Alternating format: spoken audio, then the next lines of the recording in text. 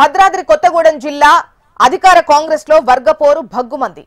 దుమ్ముగూడెం మండలం కాంగ్రెస్ కార్యకర్తల సమావేశంలో భద్రాద్రి డీసీసీ అధ్యక్షుడు పొదెం వీరయ్య సంచలన వ్యాఖ్యలు చేశారు. స్థానిక ఎమ్మెల్యే వెంకట్రావు అసలైన కాంగ్రెస్ వ్యక్తి కాదని, ఆయన ప్రవర్తనతో పార్టీకి మాత్రమే కాకుండా ప్రజల విశ్వాసానికి కూడా భంగం కలుగుతోందన్నారు. ఏళ్లుగా కాంగ్రెస్ పార్టీ కోసం కష్టపడ్డ అసలైన కార్యకర్తలను విస్మరించారన్నారు.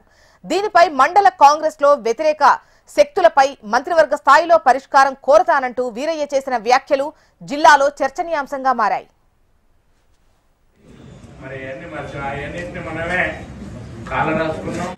మన అన్నగారికి కూడా పీసీసీ నుండి రావడం అనేది మన బచ్చన్న గారి యొక్క చొరవ వలన ఈరోజు వారు ప్రధాన కార్యదర్శిగా ప్రదేశ్ కాంగ్రెస్ కమిటీలో రావడం, మీరందరూ కూడా ఈనాడు ఓడిపోతాం కావచ్చు, కానీ నేనేమో కాంగ్రెస్ పార్టీ కాదనేది కాదు. ఎందుకు కాదు అని అంటే ఈరోజు నేను చిన్ననాటి ఎన్నో ఆడుకోవట్లేదు, ఎన్నోనే ఓటినంతలో కూడా నేను ఏదో భయపడాల్సిన పని లేదు. గెలిస్తేనేమో మంచిగా మీ ఏరియాకి మన ఏరియాకి బాగా ఈరోజు దాదాపుగా చెప్పలేనంత అభివృద్ధి చేసుకునేవాళ్ళం. ఇక్కడ ఉన్న సమస్యలన్నింటినీ ఇప్పటి వరకు లెట్అవుట్ చేసి సంపూర్ణంగా డెవలప్ చేసుకునేందుకు దోహదపడేది. మరి అవన్నీ అవన్నింటినీ